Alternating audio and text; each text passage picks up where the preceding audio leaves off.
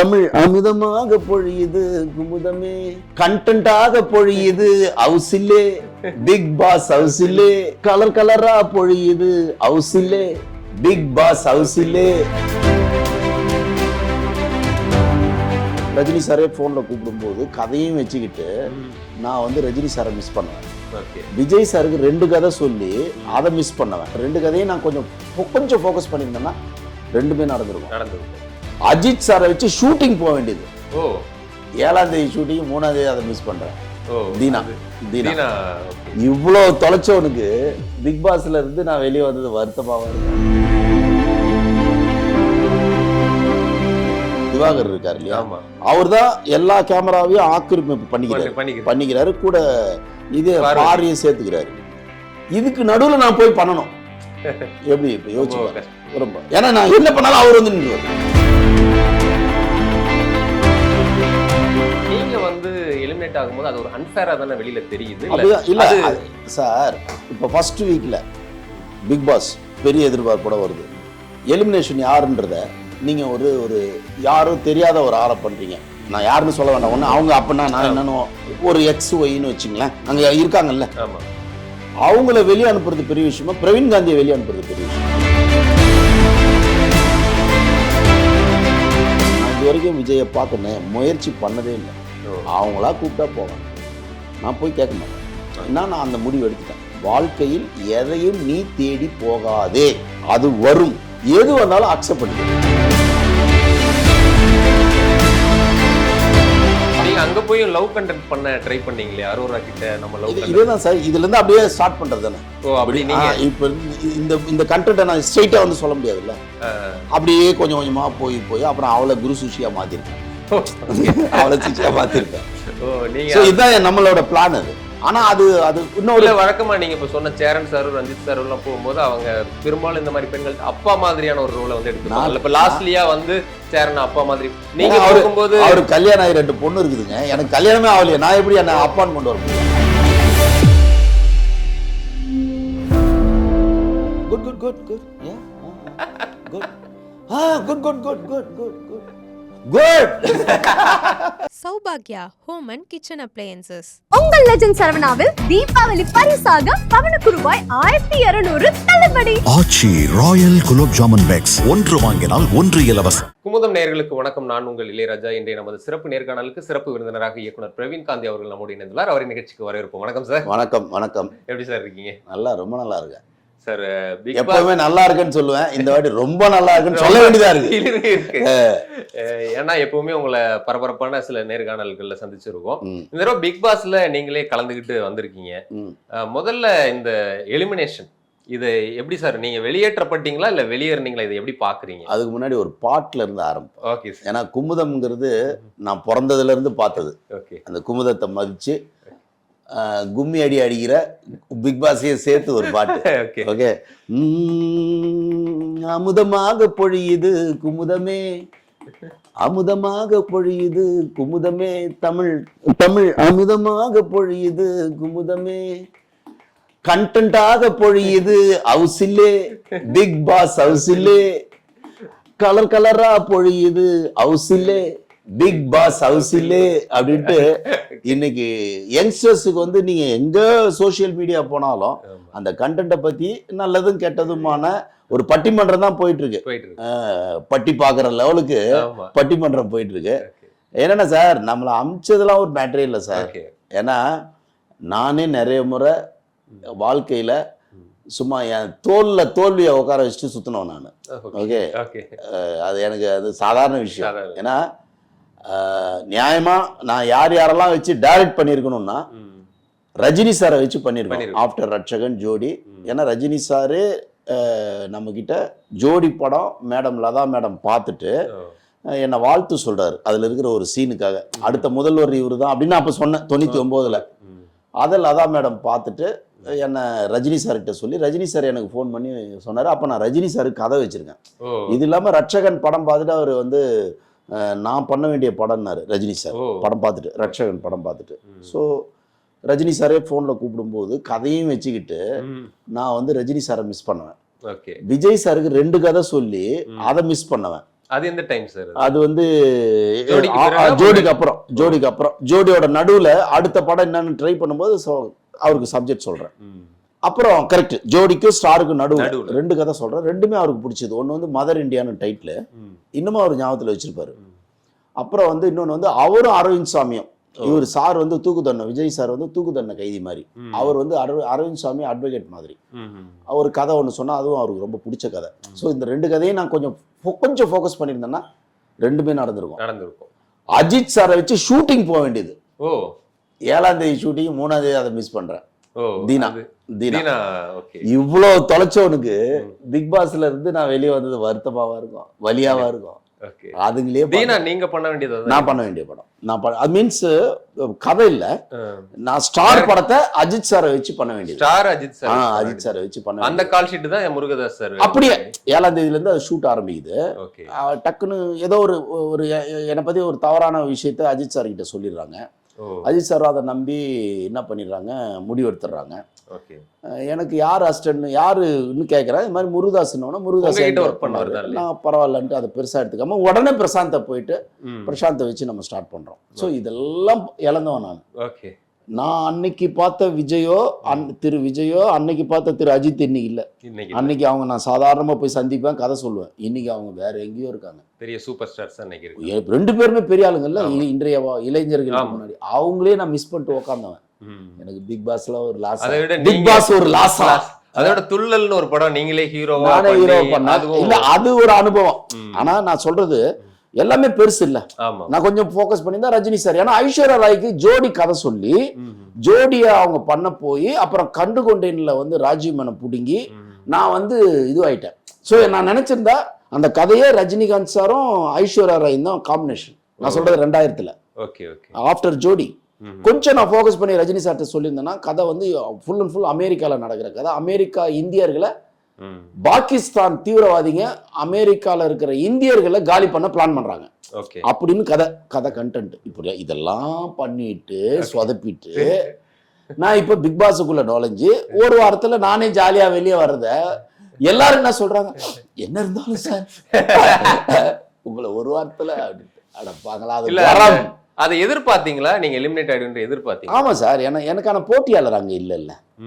எப்பவுமே போட்டியாளர் இல்லாத இடத்துல உங்க வேட்டியை நீங்க மடிச்சு கட்டு வெளியே வரதான் புட்சால்த்தணும். அங்க இருந்து மல்லு கட்டிக்கிட்டு இருந்தீங்கன்னா பாக்குறவங்க என்ன சொல்லுவாங்கன்னா, நீ என்ன ரட்சகன் டைரக்டர்ன்றா, நீ போய் இவனு கூட உட்காந்து சரிக்கு சமம் பண்ணிட்டு இருக்கிறான்னு சொல்லுவாங்களா இல்லையா? சபையில சொல்லுவாங்களா இல்லையா? இப்போ அவரு திவாகர் இருக்காரு இல்லையா, அவர் தான் எல்லா கேமராவையும் ஆக்கிரமிப்பு பண்ணிக்கிறாரு, கூட இது பாரியை சேர்த்துக்கிறாரு. இதுக்கு நடுவுல நான் போய் பண்ணணும். எப்படி யோசிச்சு ரொம்ப, ஏன்னா நான் என்ன பண்ணாலும் அவர் வந்து நின்றுவார். அதனாலதான் நீங்க இளைஞர்களுக்கு வழிவுறன்னு சொல்லி விட்டு கொடுக்கறதுக்கு அதுக்காக நீங்க திவாகர இளைஞர்னு நினைச்சுக்காதீங்க. நான் துஷார சொன்னேன். துஷார் இருக்காரு இல்லையா, அவர் தான் இளைஞர். அதுல இருக்கிறதுலயே அவன் தான் 21 வயசு பையன். Very young and smart boy. நல்ல ஃபியூச்சர் இருக்கு அவருக்கு. பிக் பாஸ்லயும் ஃபியூச்சர் இருக்கு. வெளியே வந்தானாலும் அவன் பெரிய ஆளா வருவான். அவங்ககிட்ட அந்த தெரியுது இல்ல சார், டக்கு டக்குனு அமையுது. இல்ல இப்ப நீங்க வெளியில வரும்போது, வெளியில இருந்து நாங்க பார்க்கும்போது என்ன தோணுச்சு அப்படின்னா, கடைசி அந்த 3 பேர்ல நீங்க, அகோரி கலையரசன், வியன்னா அவங்களாம் இருக்கும்போது, அகோரி கலையரசனும் பெருசா ஒன்றும் பண்ணல. இப்போ வாட்டர்மெலன் ஸ்டாராவது ஏதாவது ஒன்று வந்து அவர் அந்த கண்டென்ட்டாவது பண்ணிட்டு இருக்காரு. அவர் ரொம்ப அமைதியாக தான் அங்கே இருந்த மாதிரி இருந்துச்சு. உள்ளரையே நிறைய பேர் அதை சொன்னாங்க. அதை கம்பேர் பண்ணும்போது நீங்க நிறைய இடங்கள்ல வந்து சரியோ தவிர நிறைய விஷயங்களை வந்து பண்ணியிருக்கீங்க. இன்னும் குறிப்பா உங்களுடைய அனுபவத்தை கதையில சொல்லும்போது சொல்லியிருந்தீங்க. 2 நான் அப்படின்றதெல்லாம் அந்த விஜய் சேதுபதி அக்செப்ட் பண்ணிக்கிட்ட ஒரு விஷயம். ரொம்ப நாளாக பார்க்கும்போது ரொம்ப பலருக்கும் யூஸ்ஃபுல்லா அதெல்லாம் பண்ற நீங்க வந்து எலிமினேட் ஆகும்போது அது ஒரு அன்ஃபேரா தானே வெளியில தெரியுது. இல்ல சார், இப்போ ஃபர்ஸ்ட் வீக்ல பிக் பாஸ் பெரிய எதிர்பார்ப்போட வருது. எலிமினேஷன் யாருன்றத நீங்க ஒரு யாரும் தெரியாத ஒரு ஆளை பண்றீங்க. நான் யாருன்னு சொல்ல வேண்டாம். ஒண்ணு அவங்க அப்படின்னா நான் என்னன்னு ஒரு XYன்னு வச்சுங்களேன், அங்க இருக்காங்கல்ல, அவங்கள வெளியே அனுப்புறது பெரிய விஷயமா, பிரவீன் காந்தியை வெளியே அனுப்புறது பெரிய விஷயம். இது பரபரப்பா இருக்கும். ஆமா அதானே.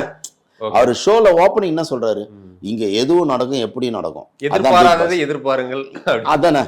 அப்போ அதுதான் அவங்க அதை நோக்கிதான் அவரு மைண்ட் செட் பண்ணி வச்சு மக்கள் மேபி இருந்திருக்கலாம். அவங்க மக்களும் தயாராயிருக்கலாம். எதுக்கு, எதிர்பாராததை எங்களுக்கு காட்டுங்கள் அப்படின்னு அவங்க இருக்கலாம். எதுவாக நடக்கும் சார். நீங்க இப்போ நிறைய பெரிய படங்கள் பண்ணிருக்கீங்க. அதை தாண்டி நிறைய விஷயங்கள் வந்து யூடியூப்லயும் இன்டர்வியூஸ்லாம் கொடுத்துட்ருக்கீங்க, டிபேட்ல பங்கேற்கிறீங்க, இதெல்லாம் பண்ணிட்டு இருக்கும்போது பிக் பாஸ் குறித்தும் பல சர்ச்சைகளாக இருக்குது. இப்போ கூட வேல்முருகன்லாம் வந்து அதுக்கெல்லாம் எதிர்ப்பு தெரிவித்து போராடுறாங்க, தடை பண்ணணுன்றாங்க. நீங்களுமே வந்து உங்களுக்குன்னு சில அங்கே ஹவுஸ்குள்ளேயே நீங்கள் சொன்ன சில கருத்துக்கள்லாம் முரண்லாம் இருக்குது. நீங்கள் கொஞ்சம் ட்ரெடிஷ்னலாக சில விஷயங்கள் சொல்கிற ஆளு தான். நீங்கள் பிக் பாஸ் ஹவுஸுக்கு போகலான்னு எப்போ உங்களுக்கு தோணுச்சுது? எப்போ இதை அக்செப்ட் பண்ணி உள்ளே போனீங்க? சேரனும் பிக் பாஸுக்குள்ளே நுழைஞ்சார் இல்லையா? சேரனும் பெரிய டைரக்டர், நல்ல டைரக்டர், என் நண்பன். சரி, சேரன் போயிருக்காருன்னா நம்ம கூட இதை ஒரு அனுபவமாக ட்ரை பண்ணலாமான்னு எனக்கு அப்பவே தோணுச்சு.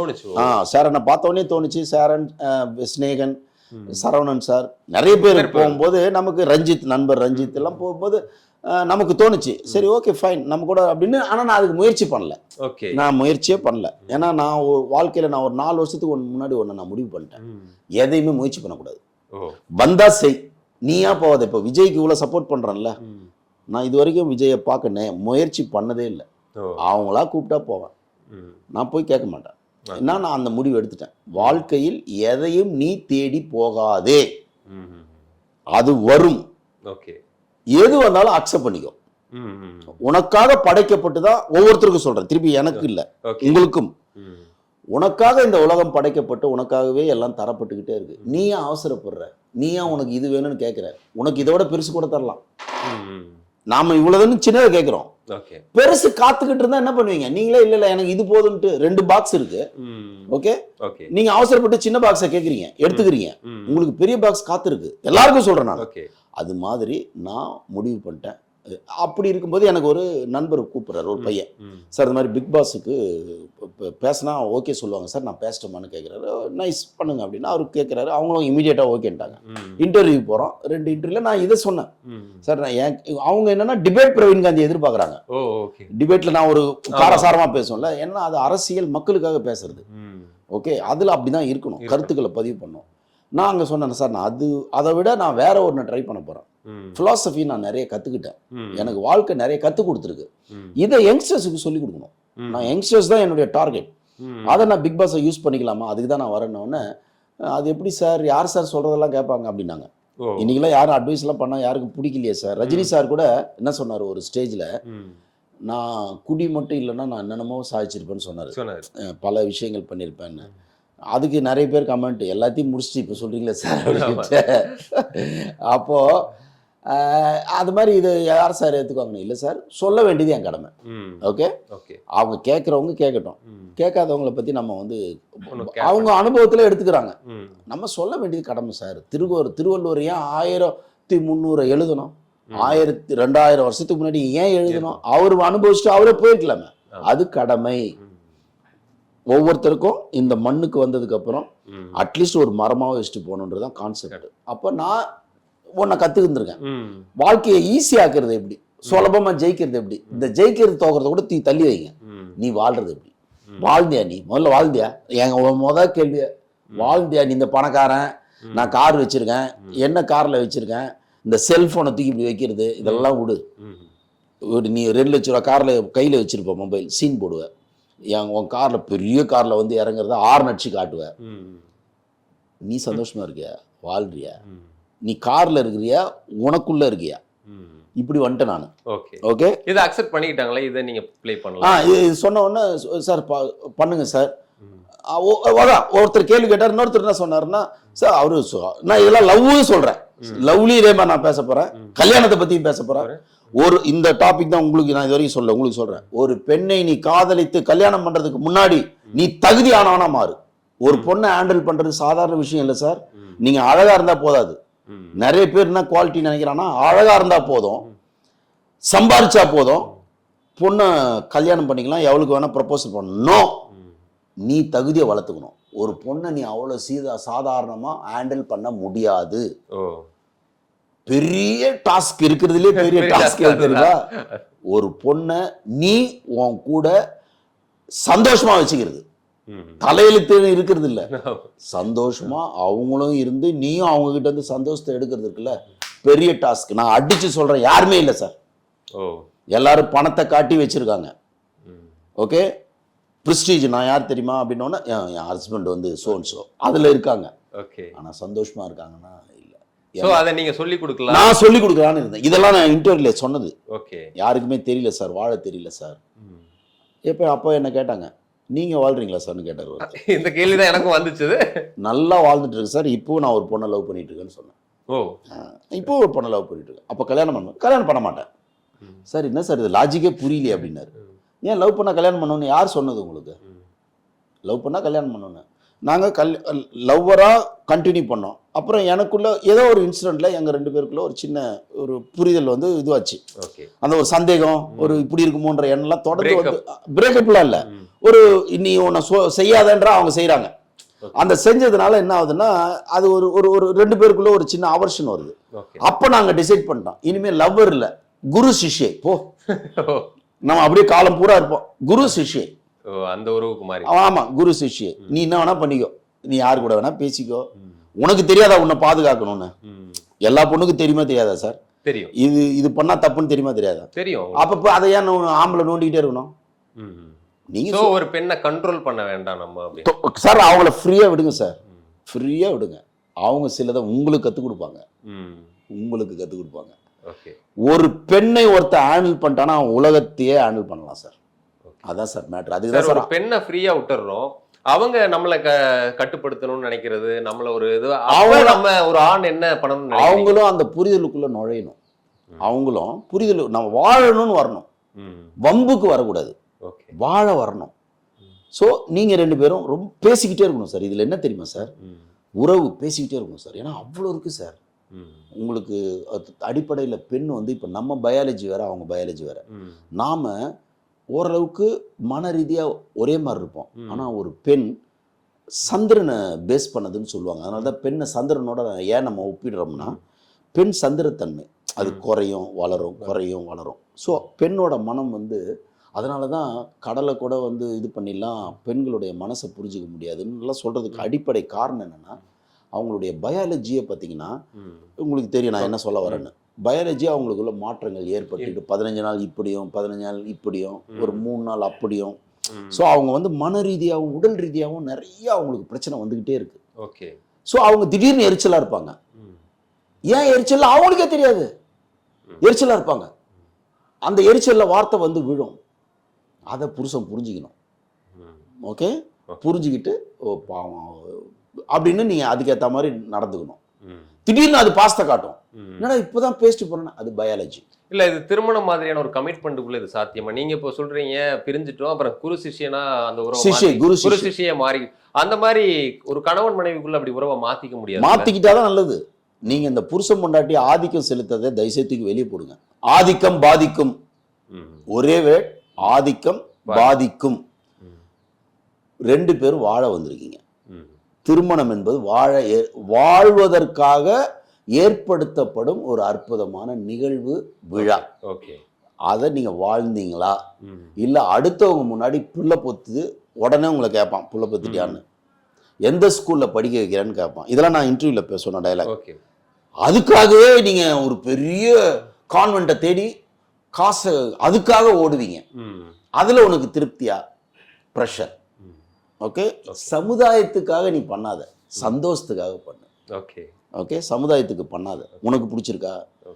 முதல்ல 7 வயசுக்குள்ள ஒரு குழந்தைக்கு என்ன பிடிக்குதுன்னு பாருங்க. நீங்க உங்களை திணிக்காதீங்க. ஓகே, இதெல்லாம் நீங்க சொல்லி கொடுக்கலாம். இதெல்லாம் நான் சொல்ல வந்தேன். ஆனா அது ஒருவேளை நீங்க சொன்னது மாதிரி ஒரு டிபேட்டபிளான ஒரு பிரவீன் காந்தி எதிர்பார்த்தவங்களுக்கு இது கொஞ்சம் பிளாசிபிக் இல்ல. அவங்க இல்ல சார், எப்படி சார் இப்போ நீங்க போர் அடிச்சா நீங்க எவ்வளவு இன்ட்ரெஸ்டிங்கா நடந்ததை வச்சு நான் சொல்றேன். முதல் வாரத்திலேயே நீங்க எலிமினேட், இப்போ சேரன் சாரோ இல்ல ரஞ்சித் சாரோ அப்படி எலிமினேட் அவங்க ரொம்ப நாள் இருந்தாங்க. நீங்க முதல் வாரத்திலேயே பண்ணும்போது அப்படிங்கும்போது நான் அங்க ஸ்டேஜ்ல பார்த்தது விஜய் சேதுபதி அவர்கள் கூட ஒரு வார்த்தை சொல்லும்போது, சார் அந்த அளவுக்கு தத்துவங்கள் சொல்லாத, எனக்கு வந்து அந்த அளவுக்கு புரியுற அளவுக்கு எனக்கு அறிவு கிடையாதுன்னு சொல்லும் போது அது ஒரு மாதிரியான சர்காஸ்டிக்கா வெளியில இருந்து போட்டு அவரதாங்க சர்காஸ்டிக்கா பாப்பாங்க. என்னையா பாக்குறாங்க? இல்ல அப்போ அது சர்காஸ்டிக்கா என்ன பாப்பாங்களா, விஜய் சேதுபதி பாப்பாங்களா? விஜய் சேதுபதி தான் பாப்பாங்க. அவ்வளவுதான். அடுத்து இல்ல அது என்ன நீங்க கேவலப்படுத்த முயற்சியே பண்ணாதீங்க. இல்ல, ஒருவேளை அவங்க சொல்லக்கூடிய கேரக்டர் நீங்க பிளே பண்ணாதனாலதான் ஒருவேளை அஃப்கோர்ஸ். ஆனா நான் வந்து புதுசா அங்க வந்து அதையே நான் சொல்லல. இன்டர்வியூல இதெல்லாம் நான் சொல்ல போறேன். கல்யாணத்துல இப்படிலாம் இருக்கு, இதெல்லாம் யாருமே சந்தோஷமா வாழலை. நான் எல்லாரையும் பார்க்குறேன். என்னுடைய பிரதர் லைஃப்பை பார்க்குறேன், என்னோட ரிலேட்டிவ் எல்லாமே சிக்கல்ல மாட்டியிருக்காங்க. யாருமே ஹாப்பியா இல்லை. ஹாப்பியா இருக்கா மாதிரி நடிக்கிறாங்க. ஓகே. புரிதல் வரலன்னா ஹாப்பி வராது சார். நல்லா கேட்டுங்க சார். புரிதல் வந்தா மட்டும்தான் சார் ஹாப்பி வரும். நீங்க அந்த புரிதல் வந்து யாருக்கும், அதுக்கு வந்து நீங்க முதல்ல உங்களை அக்செப்ட் பண்ணிக்கணும். நான் இப்படிதான், இவ்வளவுதான். நீங்க அங்க போய் லவ் கண்டென்ட் பண்ண ட்ரை பண்ணீங்களே அரோரா கிட்ட, நம்ம லவ் இதேதான் சார். இதுல இருந்து அப்படியே ஸ்டார்ட் பண்றது தானே. ஓ அப்படி நீங்க இப்ப இந்த கண்டென்ட்டை நான் ஸ்ட்ரெயிட்டா வந்து சொல்ல முடியாதுல்ல. அப்படியே கொஞ்சம் கொஞ்சமா போய் அப்புறம் அவளை குரு சுஷியா மாத்திருப்பேன். அவளை சிஷியா மாத்திருப்பேன். ஓ நீங்க இதுதான் நம்மளோட பிளான். அது ஆனா அது இன்னொரு வழக்கமா நீங்க இப்ப சொன்ன சேரன் சார், ரஞ்சித் சார் எல்லாம் போகும்போது அவங்க பெரும்பாலும் இந்த மாதிரி பெண்கள்ட்ட அப்பா மாதிரியான ஒரு ரோலை வந்து எடுத்துப்பாங்க. இப்ப லாஸ்ட்லியா வந்து சேரன் அப்பா மாதிரி நீங்க போகும்போது அவருக்கு கல்யாணம் ஆகி 2 பொண்ணு இருக்குதுங்க. எனக்கு கல்யாணமே ஆகலையே, நான் எப்படி என்ன அப்பான்னு கொண்டு வர முடியும்? ஓ அதனால எனக்கு கல்யாணமே ஆகலைங்க. ஓகே. நான் அப்பாலாம் கிடையாது. Very sorry. Okay. I am not daddy. Okay. ஓடி ஆடுற ஆள் நான் தான். காலையில எழுந்திரிச்சு ஓடினேன். Okay okay. காலையில 5 மணிக்கு எந்திரிச்சு ஓடின அப்ப உங்களுக்கு உண்மையிலேயே பிக் பாஸ்க்குள்ள ஒரு லவ் கண்டென்ட் பண்ணலாம் அப்படின்றது உங்களுக்கே இருந்துச்சு? இல்ல, பல கண்டென்ட் பண்ணலாம்னு இருந்தேன். நாட் ஓன்லி லவ் கண்டென்ட், பல கண்டென்ட். குடும்பத்தை பத்தி. எனக்கு ஒன்னே ஒண்ணுதான் சார். இப்போ பிக் பாஸ்ன்றது ஒரு மிகப்பெரிய, எனக்கு இப்பதான் தெரியுது, மிகப்பெரிய ஷோ சார் அது. ஐயோ பெரிய தாக்கத்தை ஏற்படுத்தியிருக்கு. இவ்வளவுக்கும் கண்டஸ்டன்ட்டை பத்தி நிறைய இவரலாமான்னு கேட்டாலும் எந்த சோசியல் மீடியா போனாலும் இப்போ அதை பத்தி தான் இருக்கு. அப்போ பெரிய தாக்கத்தை ஏற்படுத்தியிருக்குன்றது தான் உண்மை. அப்போ அந்த உள்ள நம்ம வந்து சரியான விஷயத்தை திணிச்சிட்டோம்னா அது யாருக்கோ போய் சேர்ந்துடும். முதல்ல புருஷன் பொண்டாட்டி உட்காந்து பேசுங்க. மொபைலை தூக்கி தயவுசெய்து தனியா வைங்க. மொபைலு கிட்ட உங்களை ஒப்படைக்காதீங்க. ஏன் இப்போ நாளுக்கு நாள் வந்து டிவோர்ஸ் அதிகமாகுதுன்னா நீங்க மொபைல் கிட்ட ஒப்படைச்சிட்டீங்க. மொபைல் வந்து உங்களை வேற எங்க கொண்டு போய் ஒப்படைக்குது. அதை கொண்டு வந்து வீட்டுல திணிக்க பாக்குறீங்க. வீட்டுல திணிக்க வரும்போது வீட்டுக்குள்ள சண்டை பிரச்சனைகள் வருது. ஓகே. சோ அப்ப நீங்க உட்காந்து பேசுங்க. வாழ வந்திருக்கீங்க, சண்டை போட வரல. ஓகே. சண்டையில உங்களால எந்த சந்தோஷத்தையும் எடுக்க முடியாது. நீங்க உள்ள போகும்போது உங்களுடைய கோ கண்டஸ்டன்ஸா யாருன்றது லிஸ்ட் உங்களுக்கு தெரியுமா, இல்ல தெரியாமலே? தெரியாது சார். உள்ள சூப்பரா மெயின்டைன் பண்றாங்க சார். காலையில 10 மணிக்கு போறேன், சனிக்கிழமை 9 மணிக்கு போறேன். 10 மணில இருந்து அந்த 9 மணிக்கு நான் காரை வச்சேன்ல, அதுல இருந்து வெளி உலகத்தை க்ளோஸ் பண்ணிட்டாங்க. எதுவுமே தெரியாது. என்ன கேரவான்ல இருந்து ஒரு சின்ன ஷூட்டுக்கு கூட்டு போகும்போது கூட என்ன மறைச்சு அப்படிதான் எடுத்து. ஆமா, இந்த சேட்டு வீட்டு பொண்ணுங்களுக்கு கல்யாணம் பண்ணும்போது மறைச்சே கூட்டு போவாங்க. அதே மாதிரி கூட்டு போவாங்க. இப்ப நீங்க போகும்போது உள்ள இதுக்கு முந்தின சீசன்லாம் கமல் சார் பண்ணதையும் பார்த்துருப்பீங்க. இதுக்கு முன்னாடி இவர் பண்ண சீசன்லயும் கண்டஸ்டன்ஸ் வந்து நிறைய வெரைட்டியா வருவாங்க, இதெல்லாம் இருக்கும். உங்களுக்கு இந்த தடவை இந்த சீசன்ல கண்டஸ்டன்ட்டை பார்க்கும்போது எப்படி இருந்துச்சு? ஏன்னா நீங்க எல்லாருமே வெல்கம் பண்ணிட்டு இருந்தீங்க. ஒவ்வொருத்தர் பார்க்கும்போது உங்களுக்கு என்ன தோணுச்சு? யாருமே எனக்கு தெரிஞ்ச ஆளே இல்லை. தெரியாம வந்து சிக்கிட்டோம் அப்படின்னு தோணுச்சுதா? நம்ம அந்த மாதிரி சொல்லிடக்கூடாது இல்ல. இல்ல, பிளேக்கு தான் வந்திருக்கோம். நான் என்ன ஒரு 3-4 செலிபிரிட்டி எதிர்பார்த்தேன். சினிமால இருந்து நம்ம லெவலுக்கு ஒரு 4 பேர் வருவாங்க, அவங்களோட சேர்ந்து இந்த விஷயங்கள்லாம் சொல்லும்போது ஈஸியா கடத்தப்படும். இங்க வந்த பசங்க எல்லாமே இன்றைய இன்ஸ்டாகிராம். ஓகே. அவங்களுக்கு வந்து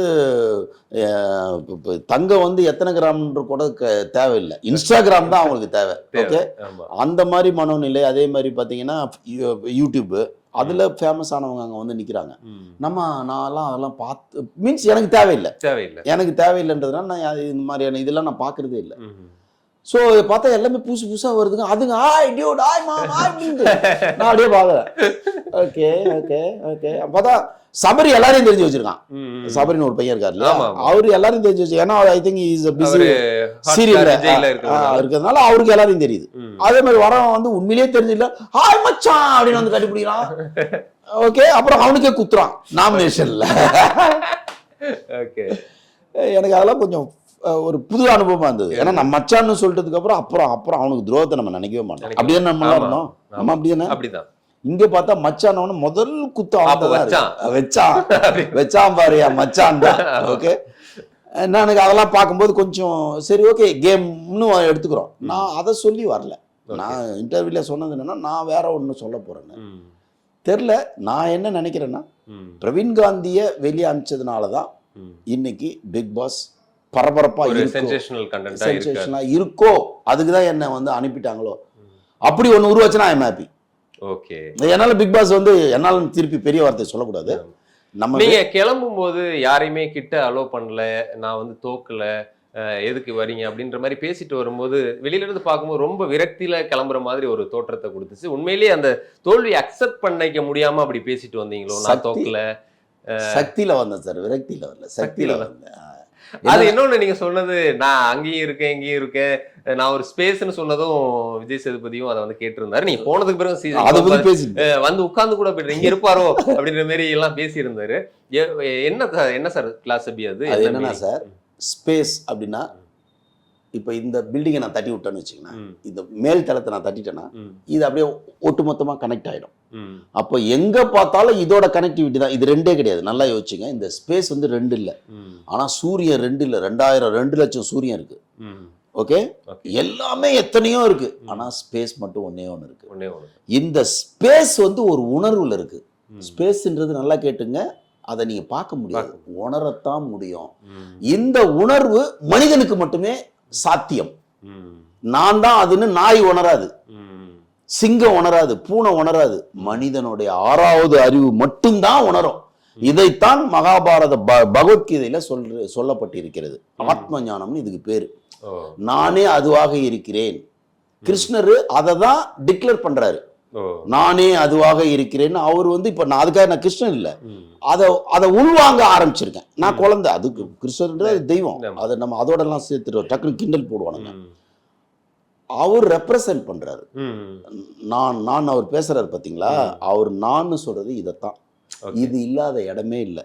இளையராஜாக்குள்ள இருக்கு, இசைஞானி இளையராஜாக்குள்ள இருக்கு, ஓகே, இந்த பிரவீன் காந்திக்குள்ள இருக்கு, ராகுல் காந்திக்குள்ள இருக்கு. அது இல்லாத இடமே. நீங்க சொன்ன அந்த 2 நான் மாதிரி, நான்ன்றதே ஒரு பெரிய பிலாசபிக்கல் தான் சார். நான்ன்றது சொல்லவே முடியாது. இப்ப நான் இப்ப பிரவீன் காந்தியோ இல்ல இளையராஜா, அது உங்க பேரு. நான் ஆங்கர் அப்படின்னா அது உங்களுடைய தொழில். போயிட்டே தான் இருக்கும். அதுக்கு ஒரு இன்ஃபினிட்டியா அதுக்கான பதில் அப்படின்றது அது தேடி போறது இல்ல சார். நீங்க அப்படி கடந்து போயிடுறோம், அதை நீங்க தேடணும். இப்போ இந்த ப்ரோக்ராம்ல நம்ம பிக் பாஸ்க்கு வந்துடுறோம், டக்குனு வந்துடும். நீங்க உங்க அவசரம் எனக்கு தெரியுது, இல்ல டைவர்ட் பண்ணாதீங்க சார், தெரியுது அவசரம் தெரியுது. ஆனா தயவு செய்து தனியா அது என்னன்னு யோசிக்க.